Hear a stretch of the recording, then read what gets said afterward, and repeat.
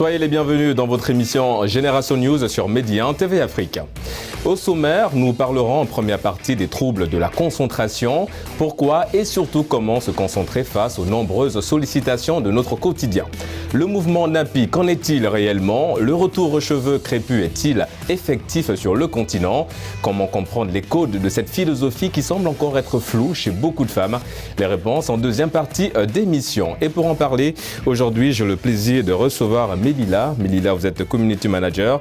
Merci, c'est un plaisir de vous recevoir sur le plateau de Génération News. Merci Régis. Et nous avons également Eva. Eva, vous êtes dans le domaine de l'entrepreneuriat. Merci d'avoir répondu à notre invitation. Nous avons également le plaisir de recevoir Mary. Mary, vous êtes écrivaine, vous êtes également présentatrice télé. C'est un plaisir de vous recevoir sur le plateau de Génération News. Plaisir partagé. Et nous allons terminer avec Frédéric. Frédéric, vous êtes coach en développement personnel, mais vous avez plusieurs cordes à votre arc, et évidemment. Merci d'être aujourd'hui sur le plateau de Génération News. C'est moi qui vous remercie, c'est un plaisir d'être là. Également, le plaisir, il est partagé, mesdames. Je le disais dans mon introduction, nous allons tout de suite évoquer la première thématique qui est liée évidemment aux troubles de la concentration. Comment aujourd'hui récupérer notre temps de concentration quand on sait qu'aujourd'hui notre cerveau est un petit peu, on va dire, piraté par ce qui brille, par les nouvelles technologies. La question que j'ai envie de vous poser, on va commencer par vous, Mary, c'est est-ce que vous avez déjà été victime de ces troubles de la concentration? Oui, moi j'en suis victime. Je peux même dire que je suis en plein dedans parce que je suis atteinte de ce trouble-là. Donc c'est quelque chose que je vis au quotidien et j'apprends en fait à m'en sortir, même si c'est pas évident, du fait de mon métier, du fait de plein de choses, vu que j'écris aussi.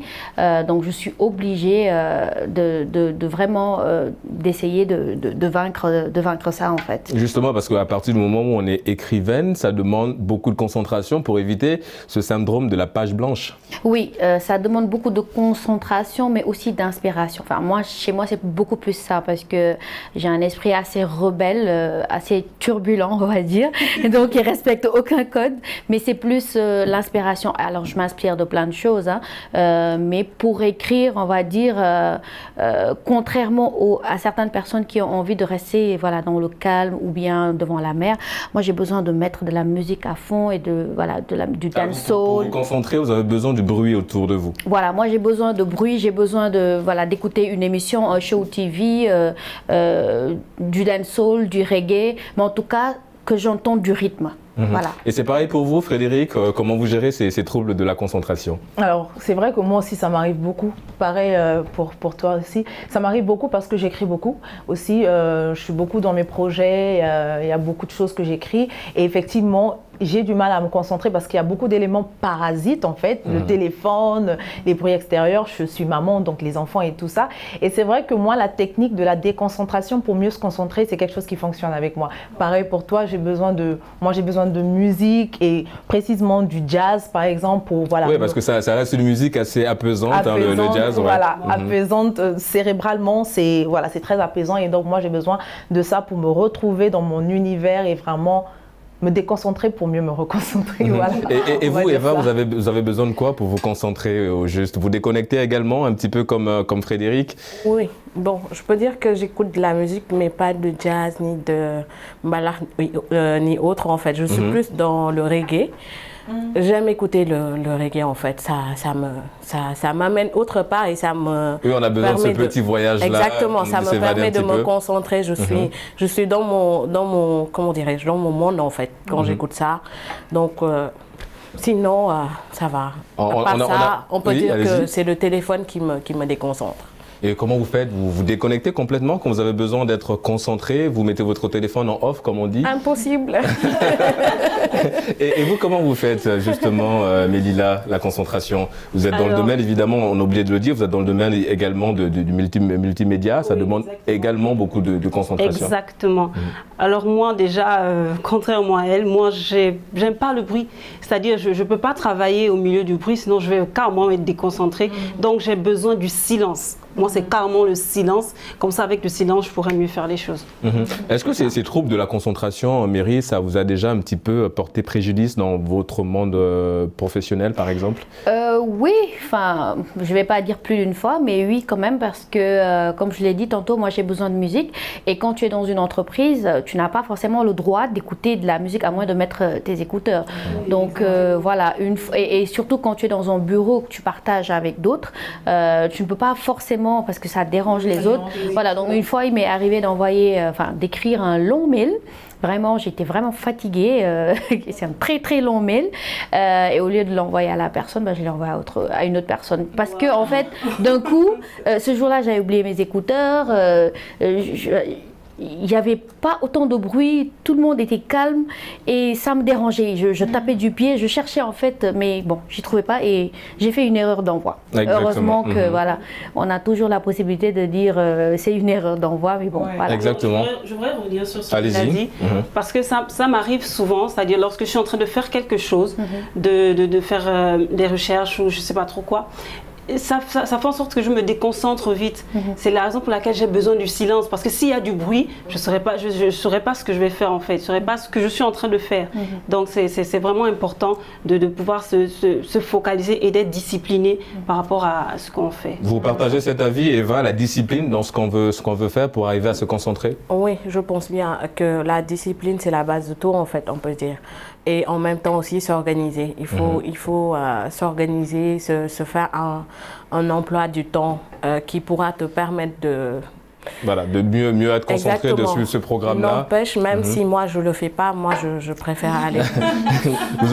Vous aurez l'occasion de nous dire ce que... Du coup, vous faites quoi vous pour vous concentrer? Est-ce que vous ne faites pas ce programme-là, mais vous faites quoi? Non, en fait, moi quand c'est carré, vous vous déconcentrez. Exactement, je suis perdue en fait. Moi, j'aime être dans le tas et tout. Faire ceci, faire cela, c'est ça qui m'aide encore plus à me concentrer. En fait, vous êtes dans la philosophie se perdre pour mieux se retrouver. Exactement. C'est ça. Et, Frédéric, on nous a tous répété cette phrase quand on était plus jeune, qu'il faut apprendre à se concentrer. Donc la concentration, évidemment, ça s'apprend. Si oui, comment? Alors après, tout dépend de la personne. Je pense qu'il faut être capable de s'étudier, de comprendre en fait le fonctionnement qui nous sied. C'est-à-dire que, par exemple, moi je suis pareil qu'elle en fait. Il faut que je me perde pour me concentrer. Mais dans ce perdre, il y a toute une organisation en fait. Je veux dire, moi par exemple, quand je travaille, j'ai besoin de suivre cette... je ne sais pas si vous avez entendu parler de la technique Pomodoro. C'est la technique qui dit en fait que le cerveau ne peut pas se concentrer de manière longue pendant 30 minutes. Donc du coup, tu travailles pendant 25 minutes et tu t'accordes 5 minutes de pause. Et après 4 fois, tu t'accordes 25 minutes à 30 minutes de grande pause. Donc en fait, c'est se dire, je travaille pendant 25 minutes et régler son alarme et de s'autoriser, même si on est concentré. Moi, je suis déjà des fois à fond comme ça. Mais le problème, c'est que c'est pas parce que tu travailles plus longtemps que tu es productif. Exactement. Des fois, tu ne produis rien du tout. Donc, il faut vraiment trouver son fonctionnement, son rythme, en fait. Donc, c'est intéressant ce qu'elle dit parce que c'est justement là où elle a fini le fonctionnement. C'est ça qui est intéressant parce que, par exemple, si je prends mon exemple, moi, je fais le contraire. C'est-à-dire que au tout début, avant de vraiment rester scotché, j'ai besoin de sentir la musique. S'il le faut même, je danse. Hein, je suis dedans carrément. Mais une fois que je suis dedans, c'est-à-dire je peux rester 2 heures, 3 heures d'affilée de suite ou même 4 heures à travailler sur quelque chose. Et tant que c'est pas fini, à un moment, j'oublie même qu'il y a la musique ou qu'il y a le bruit autour. Et tant que c'est pas fini, je ne lâche pas. On est vraiment dans un autre voyage et qui nous permet évidemment de se retrouver, comme on dit, un corps sain dans un esprit sain pour plus de concentration. On a parlé d'apprentissage, Mélila, de la concentration. Frédéric nous a parlé évidemment de ce procédé qui permet de se déconnecter pour mieux se reconnecter derrière. Et est-ce que ce procédé-là, faut-il l'installer très tôt chez nos petites sœurs, chez nos enfants? Oui, je pense, hein, je crois, pas je pense, je suis sûre que c'est important qu'on puisse apprendre cela dès le plus jeune âge à nos frères et à nos sœurs, à nos enfants, parce que ça leur permettra de grandir avec. Ça leur donnera cette capacité de pouvoir se concentrer sur certaines choses, sur ce qu'ils veulent faire. Donc moi, je pense que parce qu'on se retrouve des fois avec un cas de figure où on a nos petits frères ou bien nos petites sœurs qui sont un peu turbulents et qui manquent de faire un petit peu de concentration, Frédéric. Oui, et c'est quelque chose qu'il faut rajouter à l'éducation en fait. Je veux dire, on a en Afrique surtout une éducation assez stricte, tout est aligné, tu dois faire ça, c'est ton temps d'étudier, c'est ton temps de ceci. Et en fait, dès le bas âge, on nous a n'ausculte pas des instants de respiration, c'est-à-dire on ne nous permet pas. C'est vraiment, voilà, je dois faire ça, je dois faire ci. Et ce sont des aptitudes qu'on a du mal à acquérir quand on grandit. Par exemple, moi j'arrive aujourd'hui à calculer ma journée. Je veux dire, de la même manière qu'on se couche, c'est de cette manière qu'on se lève. Je veux dire, si tu prépares bien ton coucher, ton réveil, c'est la même chose. Et je veux dire, commencer la journée, la façon dont tu commences la journée te permettra de savoir comment tu vas la terminer. Et c'est quelque chose qu'on doit inculquer à nos enfants, c'est-à-dire commencer la journée. Qu'est-ce qui te plaît quand tu commences? Tu commences avec ton téléphone directement, écoute, tu absorbes toutes les mauvaises ondes, toutes les mauvaises nouvelles, tout, tu es sur TikTok, tu es ceci, moi mon problème c'est TikTok, donc tu es sur TikTok, tu es sur ceci, donc il faut savoir réguler ça dès le bas âge pour gagner en temps en fait. Et puis il y a aussi le fait que chaque enfant a sa manière de fonctionner. C'est pas parce qu'une technique marche sur tel enfant, l'enfant A, que ça va forcément marcher sur l'enfant B. Il y a des enfants qui sont hyperactifs. Donc ils naissent comme ça, ils ont besoin d'être occupés. Et c'est à partir de cet âge en fait qu'il faut les canaliser, les mettre au sport et leur apprendre en fait voilà, qu'il y a un temps d'activité que tu peux donner à ton corps et à ton esprit. Et il y a un autre temps où il faut vraiment reposer le corps. Et l'enfant va grandir comme ça. Mais après c'est un peu difficile avec ce qu'on vit actuellement, les nouvelles technologies, les tablettes, les dessins animés, ils sont dessus. Donc là, c'est vraiment une guerre, quoi. Je pense que c'est ça, c'est même ça le problème. Les nouvelles technologies, les téléphones, les enfants sont accros à ça. Et si tu dis à un enfant aujourd'hui, très tôt, trop tôt même, trop tôt. et justement, Eva, oui, allez-y, vous voulez rajouter. Dès le bas âge, en fait, tu vois un enfant né aujourd'hui, dans 3 à 4 mois, il voit sa maman en train de tenir son téléphone. Et, en fait, l'enfant fait en sorte de prendre le téléphone parce que ça l'attire en fait. Maintenant, la question qu'on se pose, on dit ouais, mais les enfants ils ont tout le temps envie d'avoir un téléphone, ils ont tout le temps envie de traîner avec quelque chose. Tu poses les jouets, tu poses le téléphone. Il va choisir le téléphone. Carrément, ils prennent le téléphone en fait. Il faut ça en fait, il faut cette surveillance là, il faut également déconnecter très tôt aussi un petit peu les enfants des nouvelles technologies, on va dire ainsi. Après ce point, ça ouvre une brèche en fait sur le système éducatif aussi. Je veux dire, l'enfant ne fait que reproduire ce que la mère ou le père fait. Donc, si surtout nous qui sommes beaucoup présents en tant qu'influenceurs, surtout sur les réseaux sociaux, on a tout le temps, je pense que tu comprends un peu ce que je veux dire, on a tout le temps nos téléphones dans nos mains. Les enfants ne prennent pas des exemples ailleurs, ils ne font que reproduire ce qu'on leur montre, ce qu'ils voient effectivement. Donc, je pense que la discipline qui doit être appliquée doit d'abord s'appliquer à nous, parents, afin que l'enfant... Après, c'est difficile de dire à un enfant, pose ton téléphone quand toi-même tu as ton téléphone. Fais ce que je te dis, fais pas ce que je fais. C'est difficile à appliquer. On a parlé d'apprentissage, Mary, évidemment, de pouvoir mettre en place des méthodes qui vont faciliter la concentration chez les plus jeunes. Est-ce que l'une des solutions, c'est aussi réadapter les méthodes d'enseignement pour mieux captiver l'attention des tout-petits, par exemple, quand ils sont dans les crèches et dans le monde de l'enseignement de manière générale? En fait, ça, c'est un impératif actuellement dans le monde où nous vivons parce qu'il y a tellement de parasites. On parlait des nouvelles technologies. Il y a aussi le fait que les parents sont tout le temps au travail et tu ne vois pas ton enfant grandir parce que ton enfant avec la nounou, donc tu sais pas ce que l'enfant prend chez la nounou et le 90% ou 70% du temps de l'enfant est aussi passé à l'école. Donc il faut qu'on revoie en fait ce système-là, qu'on le réadapte en fait à tout ce qui est nouvelle technologie, à tout ce qui est en fait parce que la société est en train de changer, elle a changé un petit peu le format. La maman n'est pas plus souvent à la maison pour veiller à tout ça. Donc on a des mamans walkers qui vont, qui viennent et c'est le soir où tu vois ton enfant. Donc sur une journée de 24 heures, tu prends 2 heures, 3 heures pour voir ton enfant, c'est très peu. Donc il faut vraiment repenser le système éducatif et nous aussi, comme tu le disais, une introspection, un changement nous-mêmes et ça peut nous aider parce que si nous on change, l'enfant qui vit avec nous change. Parce, voilà, il copie sur nous. Regardez les enfants qui font des snaps. C'est pareil qu'un adulte. Donc ça veut dire que c'est le système de mimer que l'enfant reproduit. Il ne fait que ce que l'adulte fait. Donc parce que les enfants, moi j'ai l'habitude de dire que les enfants d'aujourd'hui, ce sont des adultes nés. Ce sont des adultes nés. Ils comprennent très vite, ils réagissent très vite. Ils ont ils te répondent parfois. Tu te dis, est-ce que c'est pas un adulte qui a répondu? Donc il faut qu'on repense tout ça, mais on le colle à notre contexte actuel. Oui. On a parlé, oui, Frédéric, vous voulez rebondir sur un point. C'est vrai, réadapter tout ça, c'est-à-dire, c'est quoi, emmener la technologie dans les écoles, emmener quoi, la tablette dans les écoles, mais après, il faut que tout ça soit quand même contrôlé, ordonné, parce que c'est dans ça aussi que la déconcentration entre. Laisser un enfant avec sa tablette parce qu'il y a soi-disant ces exercices là-dessus, mais est-ce que c'est véritablement structuré pour qu'ils ne sortent pas aussi au-delà de ça. Il faut évidemment un contrôle parental. Ce serait bien, c'est bien de dire emmener la technologie parce que c'est ce qui est en vogue en ce moment et tout passe par la technologie, mais en même temps, il faut vraiment tout recadrer parce que en voulant s'adapter, on va dérégler aussi. On a parlé également d'un point, Eva, on a parlé de ces enfants-là qui, l'expression de Mairie, des enfants adultes.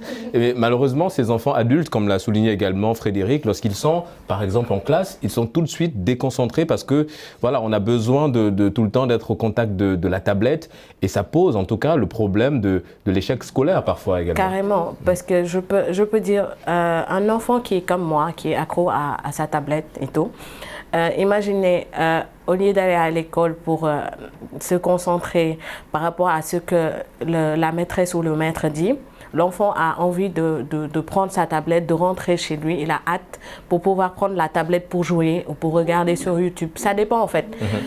Mais n'empêche, moi je me dis qu'il y a des enfants qui apprennent à partir de leur tablette. Parce que des fois, carrément, parce que des fois, ils sont en train de regarder des choses. Ils viennent toi-même t'apprendre des choses que toi-même tu ne connaissais pas en fait. Donc on peut dire que je suis d'accord avec Mairie et Frédéric, mais bon, il faudra s'organiser et ça sera un peu compliqué avec nous en fait, surtout en Afrique. Et puis il faut veiller en fait à ce que les enfants regardent sur leur téléphone, sur leur tablette. On parlait tout à l'heure du contrôle parental. Oui, c'est ça. Parce que actuellement, moi j'ai l'habitude de dire que dans les années où on n'avait pas ça en fait, on n'avait pas les téléphones, on jouait, chez nous au Gabon on appelle ça le galop, on jouait à la mer, donc des jeux de distraction. Les jeux, voilà. Mais actuellement c'est les téléphones, les enfants ils veulent plus sortir en fait, ils veulent plus aller dehors, maintenant c'est les jeux virtuels, c'est ça en fait qui est dommage parce qu'ils profitent même pas de leur jeunesse. Mais si tu as un père gamer, forcément tu vas être un gamer, tu vas jouer.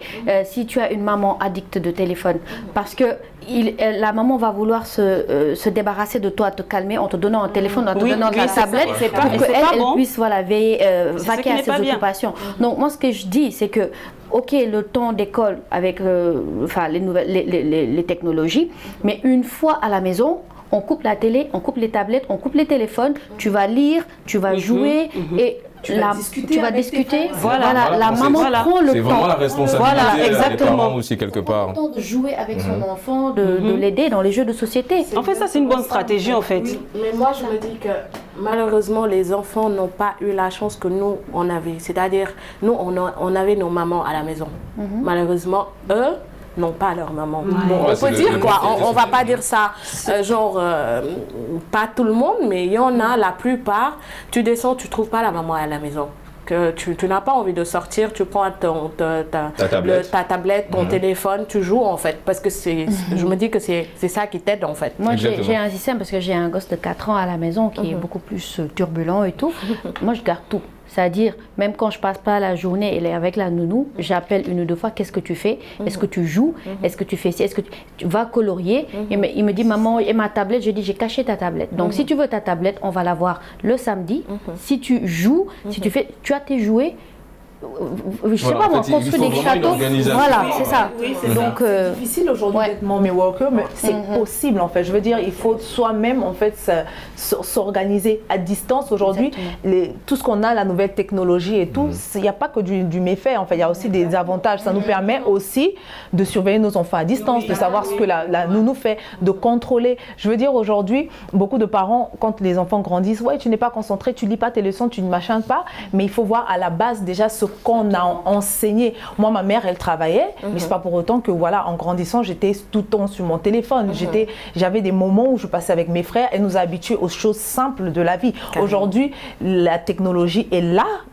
Mais il faut réguler tout ça. Moi, c'est en grandissant que je suis devenue addict du téléphone. Donc, c'est pas par rapport à ma mère, mais c'est par rapport à ce que la société... Exactement.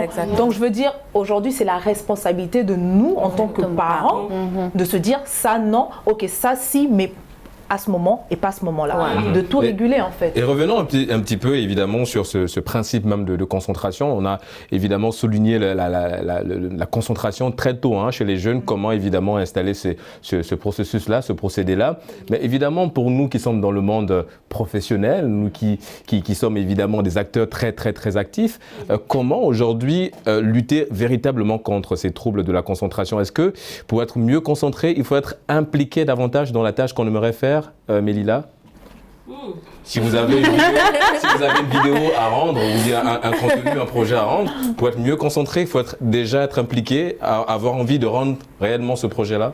Oui, il faut être impliqué quand même. Il faut être impliqué. Oui, c'est un minimum.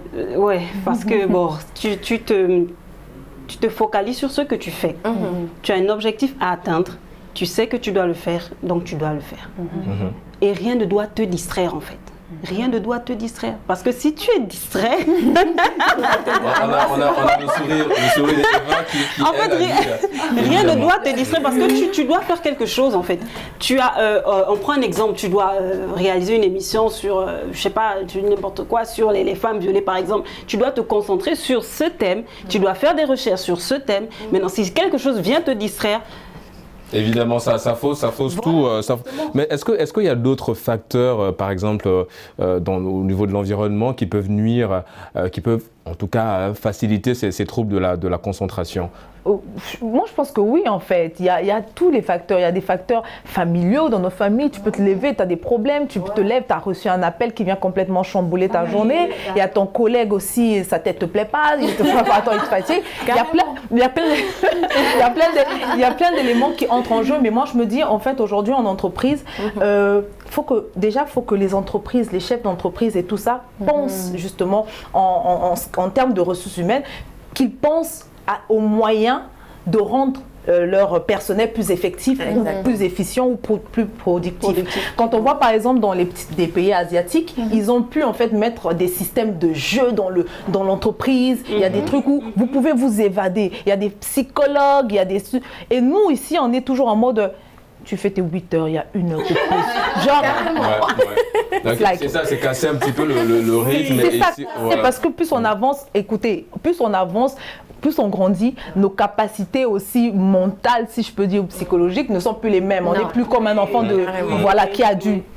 Mary, est-ce que évidemment, elle a parlé d'autres, les problèmes liés à la famille et tout, d'autres facteurs. Est-ce que le fait, par exemple, sur le plan, on va dire, le fait de comment on appelle ça, de mal s'alimenter, j'y arrive. Est-ce que le fait de mal s'alimenter aussi, ça peut conduire à ces troubles de la concentration? Mais bien sûr, parce que tu manques de fer, tu manques de plein de choses, de protéines. Donc si tu fais comme moi, tu passes toute ta journée à boire du café, tu vas trembler. Quand il va falloir te concentrer, tu n'as pas mangé, tu manques de beaucoup de choses, ton corps manque de... Il va puiser ça où? Il va aller où? Dans les ressources, et ça va faire brûler les neurones encore plus. Et ça va plus t'énerver qu'autre chose en fait. Tu vas t'énerver toute seule. Le stress aussi, lorsqu'on est le stress, stressé, la en général, cigarette, on ne se concentre pas. On ne peut rien faire en fait. Moi, je me dis que, moi personnellement, je n'accepte plus, je vais dire, de me stresser en fait, pour quoi que ce soit. Quand je dois bosser, je bosse. À l'heure de la pause, j'arrête tout, je vais aller me coucher, je vais dormir. Quand je dors, je me réveille, je reprends le boulot, j'écoute la musique et tout. Sinon, des fois, je change, je mets une pause, je vais aller prendre mon téléphone, je suis sur WhatsApp ou je fais autre chose. Mais je ne me concentre plus à 1000%. En fait, je ne peux plus le faire parce que c'est des choses que tu fais, après ça te fatigue toi-même en fait. Quand tu te concentres à 1000% sur quelque chose, comme l'a dit tout à l'heure Frédéric, à un moment donné, tu te produis plus en fait. Tu fais plus rien de normal en fait.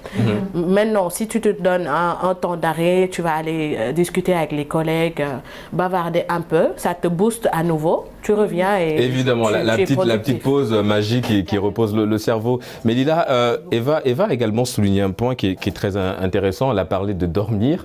Évidemment, il faut beaucoup de sommeil aussi pour être mieux concentré, pour lutter contre ces troubles de la concentration. Qu'est-ce que je peux dire par rapport au sommeil? Ah oui, J'ai beaucoup à dire. Est-ce qu'on en souffre pas mais tous? ça reste un point essentiel. Il faut Ouais, reposer le corps. Il faut vraiment se reposer. Elle a dit quelque chose de très important. Elle a dit dès qu'elle ne se fatigue plus à se stresser, elle a dit dès qu'elle termine de travailler, elle va se reposer. Il faut déjà apprendre à se reposer. D'habitude, on a du mal à aller se reposer. Moi, je me rappelle dans mon enfance, je donne une anecdote. Quand on était plus jeune, on lui disait allez-y vous reposer, allez-y dormir. Oui, il y avait la sieste, voilà, allez-y dormir. Comme moi. On n'aimait pas ça en fait. On n'aimait pas ça. Mais aujourd'hui, voilà, c'est très important d'aller se reposer, de dormir et après tu te réveilles, tu retournes à tes occupations. Donc vraiment le sommeil est important. Et le fait même de dormir, en fait, ça agit en fait sur la capacité de travail. Comme on dit, le sommeil est réparateur. Le sommeil Voilà, mais c'est comme ça. tu as dit, il y a sommeil et sommeil. Il y a des sommeils qui ne sont pas réparateurs. C'est-à-dire tu dors. Oui, en même temps mais tu es en train de réfléchis. penser, tu réfléchis, donc tu dors pas, tu n'as pas le sommeil profond. Et c'est aussi ce qui arrive, j'en reviens, parce que moi je suis très pour la cause des enfants. C'est ce qui se passe actuellement avec les enfants. Les enfants ne font plus la sieste parce que le parent se dit non, il faut que je le fatigue bien, comme ça le soir, voilà, il va pouvoir dormir. Alors que non, ça va se répercuter après. Et nous aussi adultes, on a perdu cette habitude de faire de la sieste parce qu'au lieu de dormir, on va rester sur le téléphone 2 heures, 3 heures et voilà, ça mange en fait sur le temps de sommeil. Alors que c'est important de dormir. Exactement, c'est important de dormir, c'est important évidemment de reposer le corps. On l'a dit également, se concentrer c'est possible, à condition évidemment de s'imposer plusieurs règles et plusieurs sacrifices aussi qu'il faut évidemment mettre en place. Et c'est l'heure pour nous de marquer une courte pause. On se retrouve évidemment dans une poignée de minutes pour la deuxième et dernière partie de votre émission Génération News sur Média TV Afrique. À tout de suite.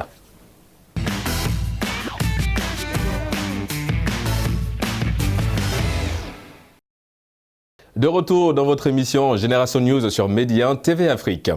Nous allons à présent, mesdames, parler de ce mouvement qui fait évidemment le buzz sur les réseaux sociaux, ce concept, on va le dire ainsi, ce mouvement Nappy. Mais c'est quoi, évidemment, être Nappy, Frédéric? Alors moi, je dirais que être nappy, c'est be natural and happy, genre être naturellement heureuse en fait, je veux dire, c'est-à-dire de garder ses cheveux naturels, de garder cette identité crépue et d'être bien dans sa peau. C'est ce que je veux dire, être bien dans sa peau en étant avec ses cheveux naturels. Vous partagez cette définition-là, Mélila? Oui, moi j'ajouterais simplement la confiance en soi. Être nappy, c'est s'assumer et avoir une confiance en soi. Vous êtes nappy, Mélila. À quel moment vous avez effectué la transition? En 2017, si je ne me trompe pas, oui. En 2017, j'ai fait mon Big Shop. Je pense que c'est comme ça. Voilà, j'ai fait mon Big Shop. Parce que j'ai commencé à mettre les produits en 2012 et mes cheveux avaient des petits soucis. Et du coup, j'ai décidé de faire le Big Shop en 2017. Et après, j'ai commencé à voir que mes cheveux naturels revenaient. Donc c'est ça. Et c'était important pour vous de le faire, d'appartenir à ce mouvement-là? Oui, c'était important pour moi. Pourquoi? Parce que c'est mon identité. Ça fait de moi qui je suis. Parce que habituellement, on a du mal à s'assumer. On a du mal à s'accepter. Quand on regarde les cheveux nappy, on dit ok, c'est pas vraiment ça habituellement. Et je me dis que c'est très important, comme j'ai dit tantôt, de s'accepter, d'aimer ses cheveux et de pouvoir s'assumer. Voilà. Aimer ses cheveux et de pouvoir s'assumer, c'est exactement ce que vous avez fait, Mary, ce que vous avez assumé d'être nappy, d'aimer sa chevelure. Et comment vos proches ont-ils apprécié ce changement?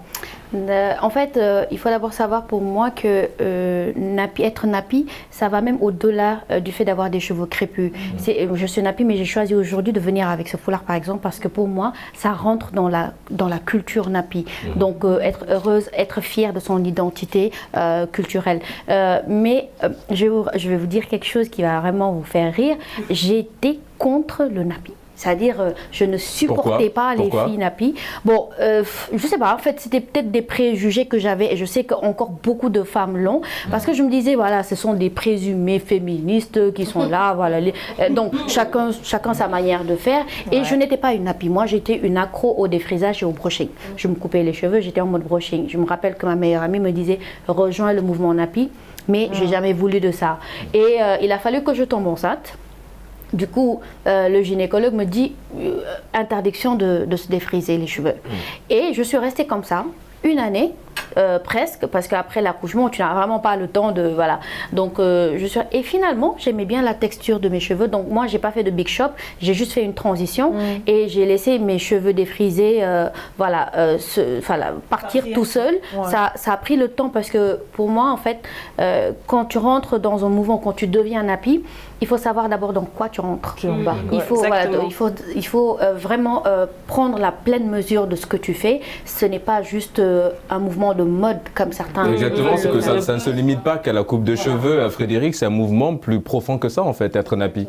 Alors déjà, moi j'aimerais juste préciser une chose, on observe beaucoup ce petit crépage de chignon, hein, l'expression est bien choisie, entre celles qui sont défrisées et celles qui sont nappy. C'est pas que les femmes qui sont défrisées sont moins belles ou que celles qui sont... Pas du tout, il faut déjà recentrer le débat. C'est juste qu'il y a certaines femmes qui sont nappy parce qu'elles se trouvent belles et il y a certaines femmes qui sont nappy parce que justement c'est relié à une cause. C'est-à-dire que moi quand j'ai coupé totalement mes cheveux, c'est parce que d'abord j'ai trouvé que c'était bien sur d'autres femmes, je me suis dit je vais essayer. Après je me suis documentée et c'est devenu pour moi une cause. C'est un mouvement, effectivement, il faut comprendre, comme tu as dit, il faut vraiment assimiler tout avant de... Alors, en parlant de ce mouvement, Eva, vous étiez un petit peu comme Mary, c'est-à-dire que vous êtes dans ce processus-là parce que vous êtes en train d'embrasser ce mouvement qui est nappy. Oui, on peut dire que moi je suis plus dans... J'ai envie de faire ça, je le fais. Avant d'être nappy, j'avais fait des rastas. J'adorais les rastas et tout, donc quand je les ai faites, ensuite en enlevant ça, je me suis dit je vais me couper les cheveux lisses pour faire nappy en fait, parce que ma mère amie elle a fait nappy en fait. À partir de là, elle quand je la vois, ça me plaît, en fait la coiffure elle est... En fait, le fait qu'elle soit naturelle avec ses cheveux. Exactement, c'est beau en fait. Maintenant, à partir de là, comme l'a dit Frédéric, tu y vas parce que ça te plaît, c'est beau et tout ça. Maintenant, quand tu entres dans ça et que tu commences à faire des recherches, tu sais exactement et ça te pousse à ancrer ça en fait en toi parce que tu te dis qu'avant les gens disaient que c'était quelque chose de sale comme elle l'a si bien dit. Maintenant ça te pousse à t'accepter toi-même en fait, à te dire oui je suis noire et je suis fière de l'être en fait. Je veux parler aussi de l'impact de l'entourage. Moi je vais plutôt dire l'impact des hommes parce que moi par exemple mon mari m'a connue, je me défrisais et pour lui voilà c'est ça qui est beau et tout. Et donc au début quand j'ai commencé le nappy, il me dit mais je comprends pas en fait parce qu'il y a aussi cette image-là qui est ancrée dans le mindset de l'homme que voilà les cheveux au vent, voilà ça doit être lisse et tout. Carrément. Mais au fur et à mesure qu'il voyait les coiffures que je faisais, la texture du cheveu ou quand je laisse mes cheveux comme ça à la maison, ce qu'il me dit, mais je découvre en fait et j'aime.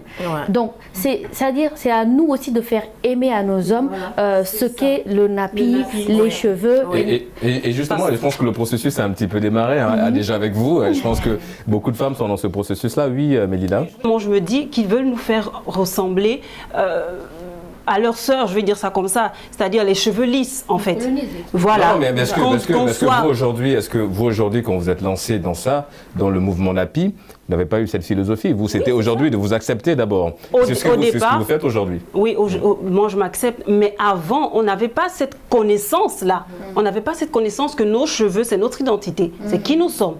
On avait cette, je veux dire, ce rêve-là, on voyait les stars, de voir que les cheveux sont comme ça, tu fais comme ça et tout. Mais non, en fait, il faut déjà savoir qui tu es. Voici pourquoi je parle de confiance en soi. Voici pourquoi je parle de s'assumer et de s'aimer.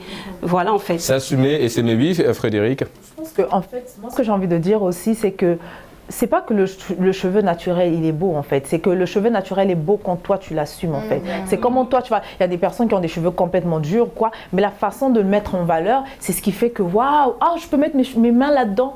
Justement PS, ne touchez pas à tous les cheveux crépus. On n'est pas des objets d'art qu'on a envie de toucher. On parle justement de ce mouvement-là, de ce mouvement nappy aujourd'hui. On a souligné un petit peu les grandes lignes, mais je pense qu'il y a beaucoup à dire sur ce mouvement nappy. Mais avant évidemment voilà, on va poursuivre pour parler de ce mouvement nappy. Mais quelle est l'ampleur de ce mouvement au Sénégal? Mary? Écoute, ça prend quand même une grande ampleur. Après, est-ce à se poser la question, est-ce que c'est juste un effet de mode ou c'est vraiment des nappies qui croient en la cause? Ça, c'est une question qu'on doit se poser parce que, bon, vous savez, au Sénégal, c'est toujours l'effet de mode qui prend le dessus sur tout. C'est un peu partout en Afrique voilà. aussi, de manière Donc, générale. quand vous faites une belle coiffure, on vous demande, ah, ce sont vos cheveux? Oui, je suis nappie. Et la personne va aller dans un salon et dire, je veux la même coiffure que telle personne. Alors que toi, tu es défrisé, tu ne peux pas avoir la même coiffure. Donc, naturellement et petit à petit, les femmes sont en train de se mettre au nappy, mais certaines n'assument pas encore parce que malgré ça, excuse-moi, je ne fais pas référence à toi, mais elles mettent une perruque quand elles vont au travail ou quand... Et à la maison, ça laisse les cheveux. Laissez-les vivre. Mais est-ce que c'est le cas pour vous? Non, sérieusement, moi, en fait, je peux dire que je n'ai même pas de perruque, en fait. Je pense que j'en ai que 2, je pense, parce que je ne suis pas trop perruque. J'adore laisser mes cheveux comme ça, parce que de un, il fait chaud. Les perruques, ça nous vous assumez être nappie aujourd'hui? Oui, j'assume à 1000%, en fait. Je le fais. Des fois, je vais au bureau, les collègues me disent... Eva, tu ressembles à un homme. Je leur dis, mais c'est pas grave. Moi, j'adore comme je suis, en fait. L'essentiel, c'est ça. Le reste, c'est pas grave. Eva, aujourd'hui, t'es pas ma fille, en fait. Maintenant, aujourd'hui, quand je m'habille, je fais greffage et tout. Hier, aujourd'hui, ils m'ont dit, mais qu'est-ce qui se passe? Non, mais tu es toute belle, tu es comme ça, tu es comme ça. Je leur dis, d'accord. Parce que tu as mis la perruque. Exactement. Je leur dis, d'accord, il n'y a pas de souci. Aujourd'hui, je vais devenir femme. Comme que les temps passés, j'étais homme. Aujourd'hui, je vais devenir femme. Mais je vais bientôt redevenir homme. Et voilà, c'est ça un petit peu les préjugés qu'on a sur ce mouvement-là quand on laisse pousser évidemment ses cheveux, quand on met en valeur ses cheveux crépus. On a des comparaisons un petit peu péjoratives, déplacées. Complexe, parce que pourquoi je parle de complexe, moi je remonte un peu à mon enfance. Quand on était plus jeune, moi ma maman, elle nous lavait les cheveux chaque week-end. Avec mes 4 sœurs plus moi ça fait 5, elle nous lavait les cheveux chaque week-end, elle nous faisait des tresses au fil. Donc on était encore tellement petites et en grandissant, on partait au lycée, on continuait à nous faire des tresses au fil. Mais quand tu voyais les autres filles avec des cheveux bien lissés, tout ça lisse, là, nous on avait honte en fait. On avait honte parce que c'était des tresses au fil. Donc après on a compris que bon écoutez là mes sœurs et moi on avait décidé de maintenant se faire des tresses genre au Gabon on appelle des civils ou encore des bantouk-nok, je ne sais pas si vous connaissez. Voilà, donc on avait décidé de faire ça, de s'assumer maintenant parce qu'on savait qu'on avait de beaux cheveux et de longs cheveux parce qu'on a hérité ça de notre maman. Donc voilà en fait. En parlant de beaux cheveux, il y a un autre point et je pense que vous allez me rejoindre sur ce point-là également, c'est au niveau de salons de coiffure parce qu'il y a beaucoup de salons de coiffure qui disent avoir du mal à traiter le cheveu crépus. Vous avez déjà été victime de ça, Mary? Oui, bon, le salon où j'étais, c'était un salon européen, il ne savait pas traiter le cheveu crépus, le cheveu nappy. Donc j'ai dû changer 2 à 3 fois. Après, je suis partie dans un autre salon aussi, où voilà, on mettait beaucoup trop d'huile, le cheveu était vraiment noyé. Mais ma chance, c'est que j'ai rencontré franchement un salon formidable où je fais les traitements et je suis bien, c'est-à-dire je suis chez moi, je me détresse juste et je vais au salon tranquille. Donc et depuis, franchement, je vois une évolution, je vois que parce que on a tendance à penser que le cheveu crépus est dur et méchant, alors que méchant entre guillemets, mais on peut avoir des cheveux crépus, des cheveux nappis, mais tout doux. Et pour revenir aussi à ce que tu disais tout à l'heure, il faut que les hommes comprennent qu'il y a différents types de cheveux nappis. Il y a ce type-là, donc c'est un peu long. Il y a ce type-là qui est carrément court. Et il y a d'autres qui préfèrent se raser. Donc, un petit peu comme moi là. Voilà, donc il ne faut pas comparer en fait. Le mouvement est très large et il y a différentes choses qui font que chaque femme a sa particularité en étant nappie. Est-ce que ça coûte cher d'être nappie? Oui, je pourrais dire parce que c'est quand même une touffe. Oui, ça coûte cher parce que actuellement les produits qui sont sur le marché sont des produits bio. Donc c'est pas n'importe quel ingrédient commun et ça demande beaucoup. Déjà à partir de l'entretien, de qu'est-ce qu'il faut, parce que tu peux pas seulement acheter une huile il faut acheter l'ensemble en fait. Si par exemple tu as des cheveux à forte porosité, c'est-à-dire comme moi, des cheveux qui ont besoin d'être hydratés, voilà, tu as besoin des beurres de karité, des huiles de karité, donc plusieurs huiles en fait. Voilà, c'est ça. Et justement, vous êtes dans ce domaine-là, c'est-à-dire vous fabriquez des produits pour prendre soin du chevet crépus. Quelles sont les bases des compositions de ces produits-là? Vous utilisez quoi? Du beurre de karité? Oui, on utilise du beurre de karité, on utilise de l'huile de baobab. On a l'huile de baobab, on a le beurre de karité, on a le beurre de cacao aussi. Donc on a plusieurs variétés de produits pour les cheveux naturels. Est-ce que justement, elle a parlé, Frédéric, d'un point qui est super intéressant en parlant justement de ces produits de traitement des cheveux. Est-ce que pour une personne qui débute dans ce mouvement nappy, comme c'est le cas de Eva ici, est-ce que c'est pas un petit peu risqué parce que de fois on devient un petit peu addict aux produits, on a envie de tout tester sur les cheveux?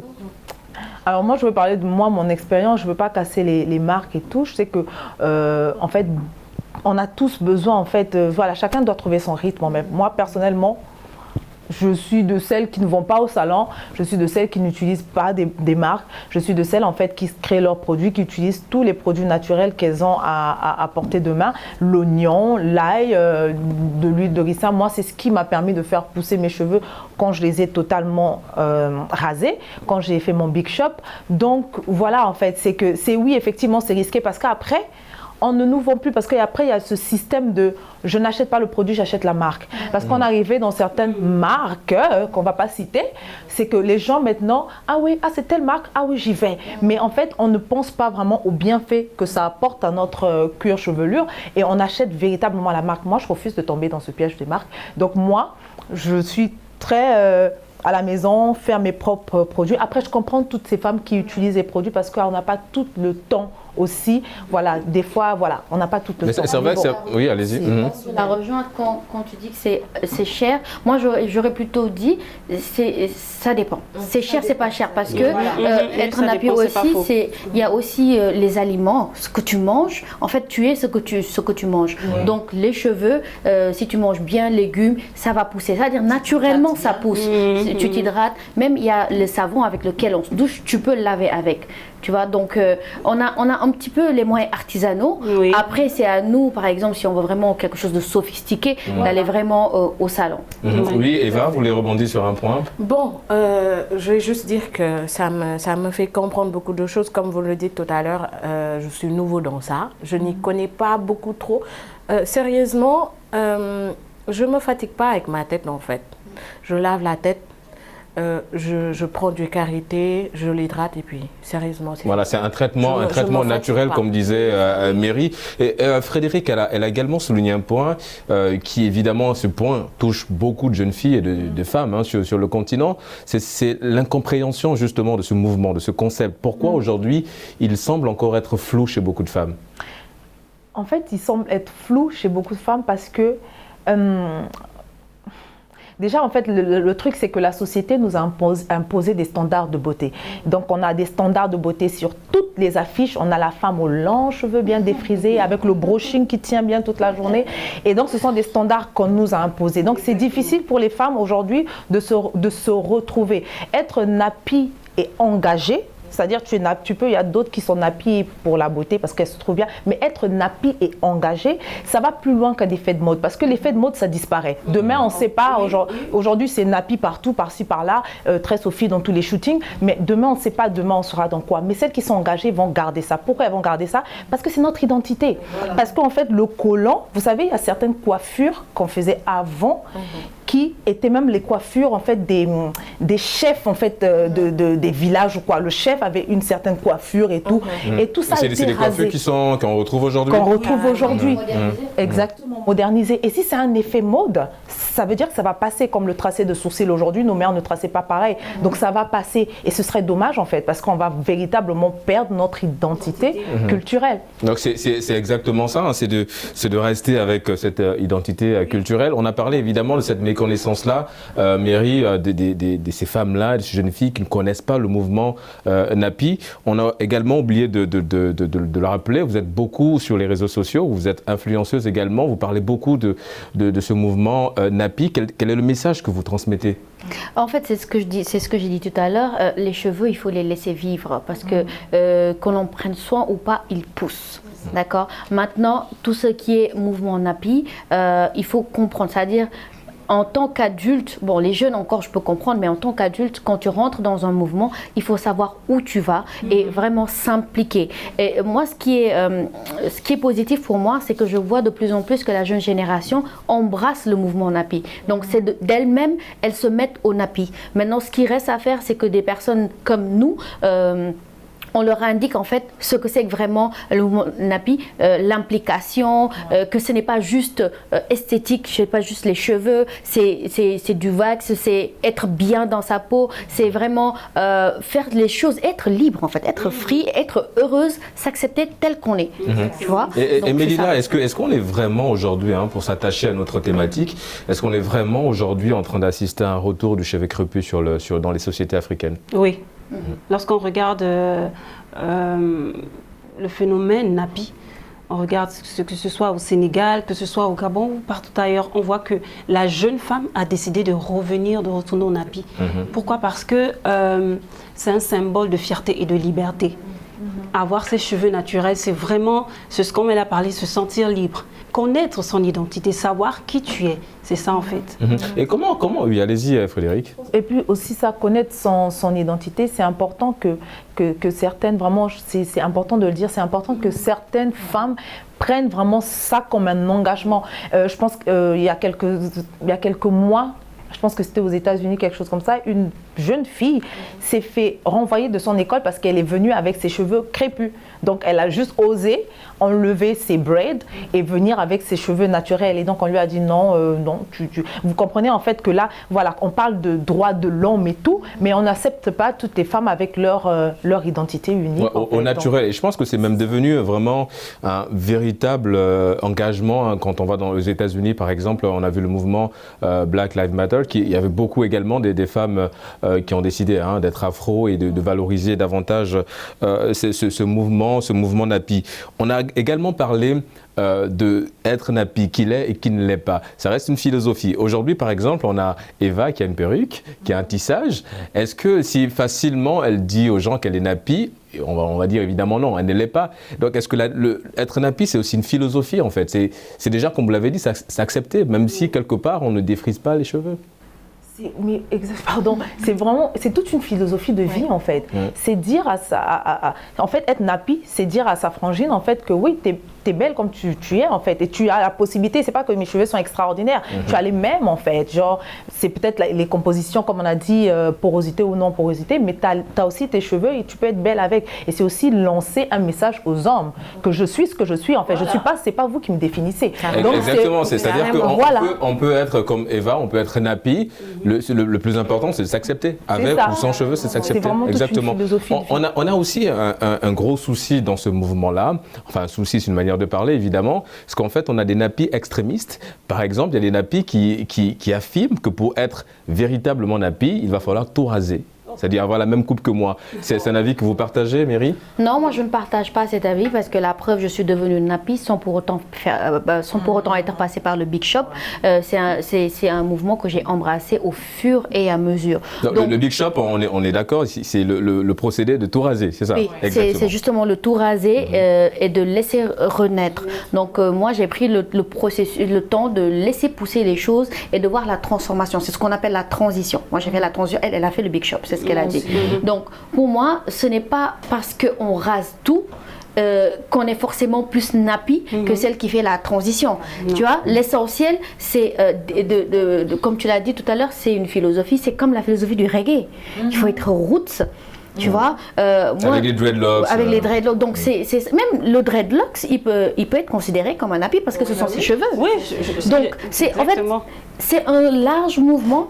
mais avec plusieurs cases comme voilà, la société, comme des personnes défrisées qui font des brushings, qui font des coiffures, des extensions. Et nous, c'est pareil. On a celles qui sont dreadlocksées, on a celles qui sont coiffées avec le foulard, on a celles qui sont comme ça, donc etc., etc. Mais il n'empêche que ce sont des nappies. Et même les hommes aussi sont nappies, donc arrêtez d'empêcher les femmes d'être nappies, genre, oui, en leur créant des complexes. C'est là également le problème qu'on a, c'est qu'on a très tôt et très vite associé ce mouvement nappy à la femme, alors que quand on regarde par exemple le chanteur Corneille, il a très tôt et très vite valorisé le crépus parce qu'il avait une coupe aussi, on va le dire nappy. Donc un homme peut également être nappy. Oui, un homme peut être nappy, mais en fait pourquoi on l'a associé à la femme, c'est que le mouvement nappy est né voilà, avec ce qu'on appelle les Black Panthers, aux États-Unis, voilà, avec Black Power, voilà, Angela Davis. Même avant ça, c'était les Black Panthers d'abord. Ensuite, elle est venue, Angela Davis a beaucoup plus mis en exergue le côté esthétique du nappy. Mais les Black Panthers, c'était un mouvement féministe qui se réclamait, qui voulait réavoir leur peigne. Ce qu'on appelle chez nous le comb, donc leur peigne. Donc, avec les générations passantes, on a toujours affilié le mouvement nappy à la femme. Alors que, voilà, comme tu l'as dit, Corneille est arrivé, mais on n'a pas fait attention parce que c'est un homme. Oui, voilà, parce que depuis les temps immémoriaux ou bien dans les mémoires, il n'y a que la femme qui revendique, parce qu'on dit toujours mouvement nappy, mouvement féministe. Justement, et comment elle a parlé de transition, comment la transition s'opère de manière rapide? C'est-à-dire que si je suis, voilà, évidemment, si j'ai envie d'être nappy, comment la transition s'opère? Est-ce qu'il faut tout de suite commencer à entretenir ses cheveux, tout de suite commencer à laisser pousser ses cheveux, tout de suite laisser exposer? Quoi, le big shop ou je sais pas? Voilà, la transition. Elle a fait un big shop, je pense pas qu'elle puisse. Donc il y a plusieurs transitions en fait. Il y a le big shop, il y a d'autres transitions. Oui, c'est ça. Elle a laissé ses cheveux. Voilà. Moi, j'ai fait un big shop. Exactement. Et donc, du coup, j'ai laissé, mais je faisais quand même des soins. C'est-à-dire, elle a parlé du beurre de karité. Moi, je mettais des beurres de karité. Et après, je laissais comme ça. Voilà, moi, ma transition s'est passée par une huile indienne que j'utilisais pour assouplir les cheveux parce que moi, j'avais les cheveux crépus très forts du fort de mon métissage. Et donc, avec l'huile, j'ai pu vraiment apprendre à démêler les cheveux. C'est à base d'ail aussi. Donc, l'ail est très bon pour la pousse des cheveux. Et c'est comme ça que j'ai fait la transition. Donc, tu voyais les bouts de défrisage qui dépassaient, qui partaient. Et tu voyais en fait le cheveu, quand tu prends le cheveu comme ça, tu vois qu'en fait, il y a une différence entre les deux cheveux. C'est ça, voilà, la transition. Et au fur et à mesure, tu vas te retrouver un beau jour avec les cheveux complètement crépus, naturels. Et malheureusement, nous sommes, mesdames, arrivés au terme de cette belle émission, évidemment Génération News. Merci à Mélila d'avoir participé à cette émission. Eva, ça a été un plaisir de vous recevoir sur le plateau de Génération News. Dominique, Frédéric également, un plaisir de vous recevoir sur Génération News. Mary, ça a été évidemment également un plaisir de vous recevoir sur le plateau de Génération News. Et c'est ici que nous nous arrêtons pour votre plateau Génération News. On se donne évidemment rendez-vous la semaine prochaine pour un autre numéro. Et d'ici là, bonne suite des programmes sur nos antennes.